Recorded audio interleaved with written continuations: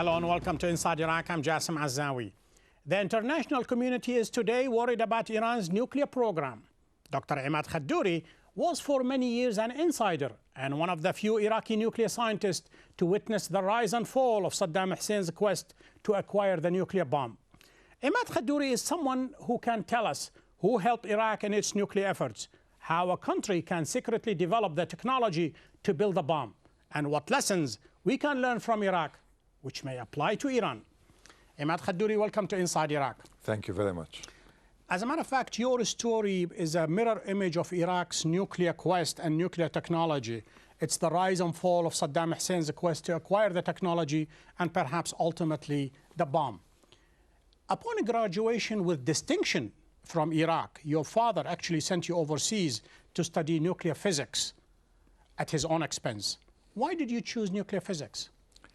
I chose it because I had a very good Egyptian teacher, Dr. Alfred Nasri, the late. He made me very interested in physics, and I was good at these subjects. And my father decided that instead of, I was offered 9 years scholarship from the Iraqi government to go to the United States to get a PhD in nuclear physics. He preferred not to have me come back and serve 18 years, which is the requirement. You serve twice the amount of years that you spent studying. He said I would be independent and not relying on the government. So he sent me on his own expense. So basically, had you accepted the scholarship, he would have served for 18 years within the Iraqi government, and you chose not to do that. Let us go to the origin of the Iraqi nuclear technology and nuclear quest. What lies behind it? It all started really, in fact, by the United States. After the Second World War and the atomic bombs of America over Japan, and Russia exploding its bomb in 1949, followed by France, there was a program called Atom for Peace by Eisenhower at the time. And the purpose of that program was that if you spread the nuclear information, the peaceful uses of nuclear technology, you somehow abort the drive toward weaponization. And part of that program was a gift to Iraq in 1956 of, at that time, a complete library on nuclear energy, what was published about nuclear energy, peaceful uses of it, and a gift of a small nuclear power, of a nuclear reactor, not a power one, a zero power, for research. But that library, in fact, contained some of the books and reports of the Manhattan Project itself. So they actually gave you the blueprint how to make a bomb inadvertently. Yes, and I found that in 1987. I found those books in a chest with 5 centimeters of dust on them in the Library of Iraq, of the Atomic Energy of Iraq, and those books really spurred us forward in our program. 2 years later, Iraq turned from a monarchy into a republic with the 1958 revolution. What happened then to the Iraqi nuclear research program? As soon as the United States offered Iraq the president of this nuclear library and the research, Iraq instituted the Iraqi Atomic Energy Commission. And when the revolution came in July 14th, 1958, the reactor, the zero-power reactor, was on the way to Basra, the south of Iraq. That's when the revolution occurred, and the United States stopped the whole effort and diverted the reactor to Tehran, to the Shah, who after 52 with Mossadegh was on good terms with the United States. And that reactor is still now in the University of Tehran as a research reactor. So Iraq turned to the Soviet Union, Abdul Qasim, and he sent delegations, and in 1961 they signed an agreement to build a research reactor in Iraq. And we sent many technicians to be trained in the Soviet Union, and the Russian reactor, 2 megawatts, started in 1966. And I joined in 1967, I'm sorry, and I joined in 1968. And then, after that, Saddam chose to go to France and in 1976 and sign a deal for a powerful research reactor. Before we continue into Saddam Hussein and his deal with Iraq, let us go back to you. In 1973, upon returning from Birmingham University with a PhD in nuclear reactor technology, you joined formally Iraq's nuclear program. You noticed that there were some people being sacked, being let go. What actually happened? on hindsight, what appears to have happened is that Saddam was just on the rise of power in Iraq. And he asked we have a scientist called Khuda Hamza, asked him to write a report on what is needed to get a nuclear weapon. But the report that was published is from published resources, not any secret or covert information. It's simply library information. But apparently, that report triggered the intelligence sensitivity of the Iraqi Atomic Energy commissioners. And they started to investigate any security holes from that time of the employees. And we noticed some very good qualified employees in all sectors of the organization suddenly being transferred to other posts outside the atomic energy. And at the time we didn't understand why. But belatedly we understand now it's because of that initial report that was ordered by Saddam to just test the waters and says what is required. So that was the beginning of the thinking that yes. In order to achieve the nuclear bomb, you have to have an airtight group, an airtight organization that will not leak the secret. But let's go back to you on your own initiative, and you prospected for uranium deposits in Iraq, in northeastern Iraq, very close to the Iraqi-Iranian border. You went there, you're looking for perhaps an independent source for uranium. You actually found some old rusty equipment. What was that all about? It is relevant to say that although they treaded the water about nuclear weapon and nuclear cycle, this initiative of looking for uranium was of my own. Nobody came and told me to go look for uranium. I went to a conference, I found a method of detecting prospecting uranium, and I applied. I said, may I apply it? And they said, yes, here's a driver, here's the equipment, go. So when I first went to the north, a village called Heru, near the Iranian border, 1 kilometer from the Iranian border, the uranium ore was on the surface of the mountain. You can actually see it. It was so obvious. The yellow color of the uranium phosphate there. It was obvious it was there. But then I noticed some very old, rusty drilling equipment on that mountainside. So when I asked the elders of the village, they said that in 1932-33, the British came and they brought these equipment on mule backs.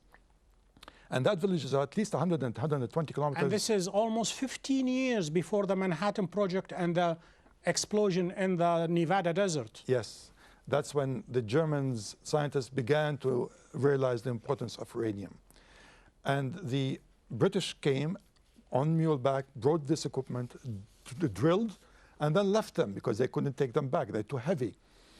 And interestingly, when I later investigated the matter, in 1954-55, there was the Baghdad Pact between Turkey, Iran, Pakistan, and Iraq, under the guidance of the United States and England, of course. And an article in that pact specifically states that England would have the right to prospect for uranium in Iraq. So they knew something. Even the Iraqi government at the time perhaps did not know. Well, I don't know what they felt, but I found that in that pact. That pact, of course, was nullified in 1958. Then Iraq looked for uranium somewhere else, a place called Akashat? Yes. After the north, I went to the south, near Saudi Arabia. And there was also, in the desert, there were traces of underground uranium. But when I went to the west, near Syria, there was a very, very obvious, economically feasible deposit of uranium in Akashat. So the government, our government, in 77, 78, after I found that and I reported it, or maybe they have their own information, other information, they decided to build a phosphate plant to produce fertilizers. As a camouflage, as also as a commercial entity? Yes. One of the byproducts of the process of producing the fertilizer was yellow cake, was the uranium yellow cake that was then, we then built a railroad from the west of Iraq to Mosul, and that yellow cake was transported by railroad to Mosul, where there was a plant there to convert the yellow cake into uranium oxide, which would then be converted to gaseous form to go into the enrichment facilities. So it was all Iraqi uranium that was used in the program. In light of what you said, then in that case, the Iranians, since the veins of the uranium deposit extends from Iraq across the border into Iran, most probably the Iranians also are mining that area with an independent source of uranium for them. But let's go back to your story. In 1980, the Iraqi government sent you along with several highly intelligent students to go and train in France. The Mossad, the Israeli intelligence, actually made some attempts to penetrate this group. Were you enticed, were you approached by Mossad? Upon hindsight, I say yes now. Now I say yes. We were approached when we were in Paris. We were training on these 2 nuclear research reactors that we bought from France. We were approached by a lady doing a survey, and she came several times, and we became more friendly. We had even lunch, dinner together. She had a friend with her.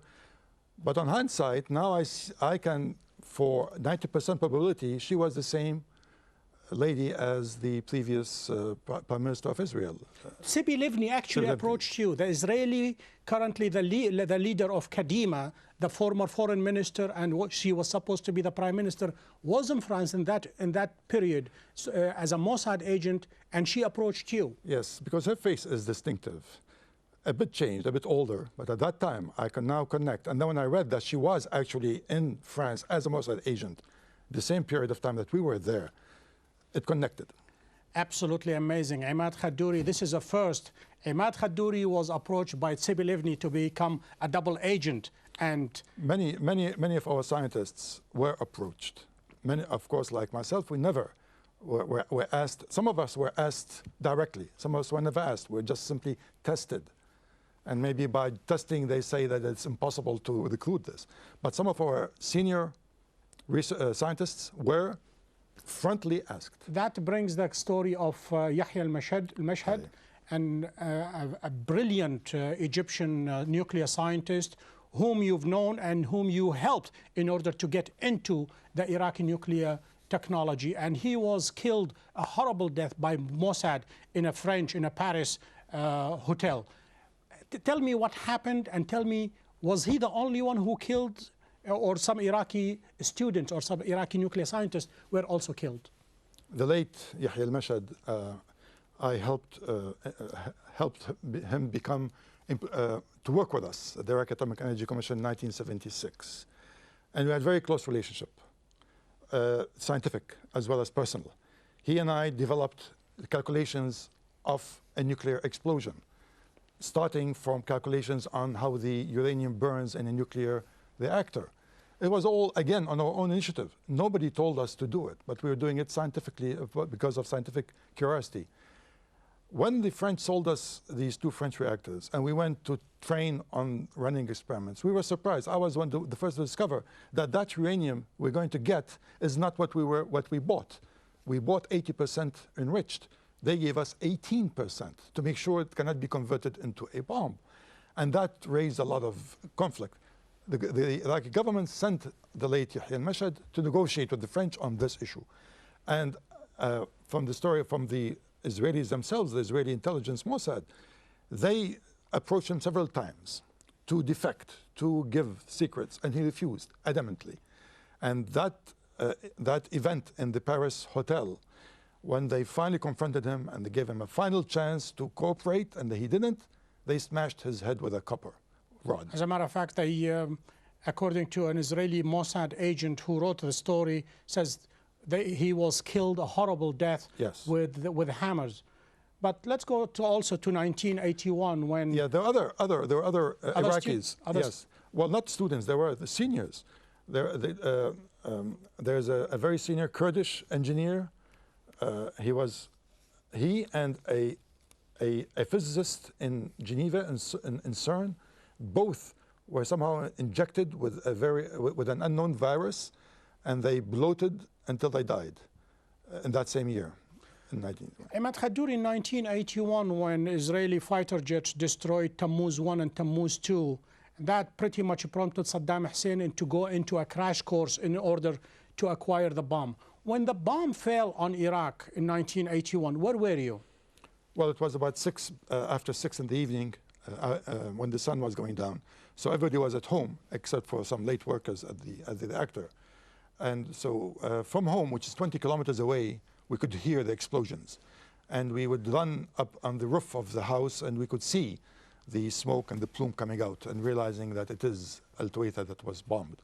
And could see the Israeli planes heading west back to Israel. And definitely, Saddam took the political decision to go forward intensely on the nuclear weapon program. Until that time, from 74 on, they were just testing the water, throwing ideas, what to do, not to do, and so forth. But that attack definitely convinced Saddam to initiate that program. And for that purpose, we had one of the great scientists, Dr. Jafar, who was under house imprisonment for 18 months for supporting Dr. Hussein Shahristani at the time, who is now the oil minister. He was released from his house arrest, and he came and the program was initiated fully. Since you mentioned Hussein Shahristani, who was also imprisoned simply because the Iraqi intelligence, they found certain material, I think in his toothpaste, yes, that showed that he was a member of Al-Da'wa party, which was a party forbidden in Iraq to practice or to get involved into politics. In the 1980s, you were in charge of acquiring sensitive information. Tell me what happened. What was the achievement there? In the beginning of the program, 1981, after the Israeli bombed the switch reactors, and with Jafar, we started this new weaponization program. I was in charge of acquiring sensitive equipment and materials and documents. And I remember once I went in 1981 to attend a conference in California, using my technology that I was using for the prospecting.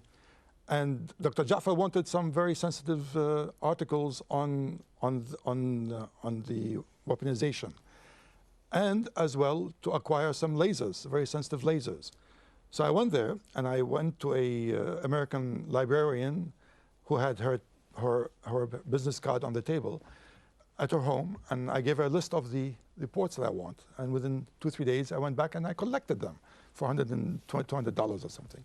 Then I flew to Florida, and I met an Indian in the airport, gave him a suitcase full of cash, and he gave me the lasers.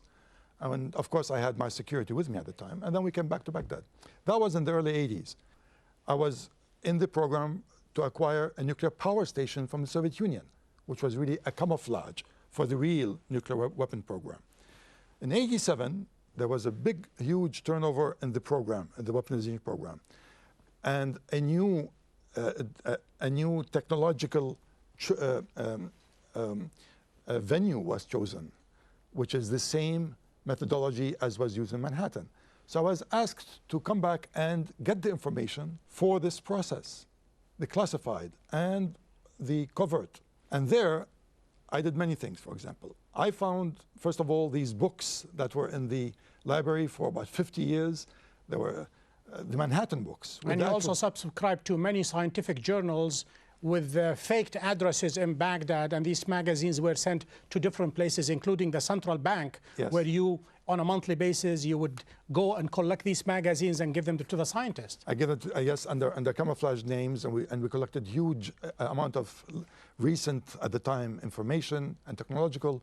And also, I hired the services of an American company that indexed all products. If you have a product, you can tell which company will sell it for you, what are the standards applied to that product, and the standards that apply.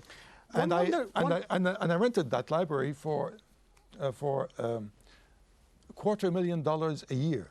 Not only that, all the American weapon library, all on microfilm. And it was subscription, $250,000 a year, both the industrial and the American. That begs the question, Imad Khadduri, whether American intelligence, they knew about it, or you were extremely clever enough. In 1991, after Iraqi army was kicked out of Kuwait, and the war started on February 17th, and as the Allies started to bomb Iraq all over the place, including the nuclear reactors, were any precautions taken in order to protect the nuclear reactors in Tuwaitha and other places? The protection was mainly on sensitive equipment and the scientists. We were relocated to other areas. But the Russian reactor, which at that time was upgraded to 5 megawatts, unfortunately, We had, because of the Iran war, we had constructed a steel cover because the reactor is a big pool of water and exposed on the top. So this steel cover was built to protect it from a direct hit. For some reason, knowing that the Americans will be attacking on that night, on Thursday, on February 17th, the reactor was kept on running to produce some elements required. And when the bombs started to fall at 2 a.m., some bombs fell close to the building of the reactor, so close that the operators left the building afraid it's going to be bombed. But then they were courageous enough, brave enough to rush back in, turn off the reactor, and put this cover on top of it. Had by any chance, slim chance, a bomb breached that reactor containment, it would have been a mini... Iraq and the region would have been contaminated for years to come. Yes, a mini Chernobyl would have happened. In that case, after that, after 1991 and after Iraq admitted the UN weapon inspectors, Iraq played cat and mouse with the inspectors. Had Iraq and Saddam Hussein by then had already decided to give up its nuclear quest? The nuclear program in Iraq ceased to exist as of the night of Thursday, February 17th, when we were bombed. The establishment in Tuwaitha and a few other establishments were bombed, and all of the scientists and engineers were focused on rehabilitating Iraq, the electricity sector, the oil sector. There was no more nuclear weapon program or peaceful program in Iraq. As a matter of fact, when the inspectors came back, the chief of the nuclear program in Iraq told the inspectors or told the Americans, we cannot resuscitate this, we cannot re-enliven it, perhaps you Americans can do it. Imad Khadduri, if I'm to ask you about the lessons Iran learned from the Iraqi experience, how would you summarize it? They learned two important lessons. The first one was that in 1991, after the carpet bombing of Iraq, the Americans and the Israeli intelligence and the British MI6 missed a couple of very critical establishments of the nuclear program, weapon program. One of them is where the bomb was to be manufactured. Only when they came on the ground, the inspectors, did they find out about these establishments. That is a very good lesson for Iran to make sure that their program is not infiltrated by any spies, any human intelligence. And that's why, at the moment, neither the Americans nor the Israelis know the complete scope of the Iranian nuclear bomb. Secondly, they went underground. With the new technology of enrichment, using the centrifuge, that can be easily hidden in buildings, in spaces, and connected through pipes, unlike other technologies. So they learned, because Iraq, although it had its electromagnetic plants in operation, the Americans bombed them by mistake. They didn't know they were there. So on top of that, the Iranians can very easily put them underground, connect them, and produce what is required for the bomb. Imad Khadduri, thank you very much for being a guest on Inside Iraq. Thank you very much. To access the show and to send us your comments, please go to aljazeera.net/English. We have reached the end of this show. Join me next week when we take another look inside Iraq. Until then, have a great week.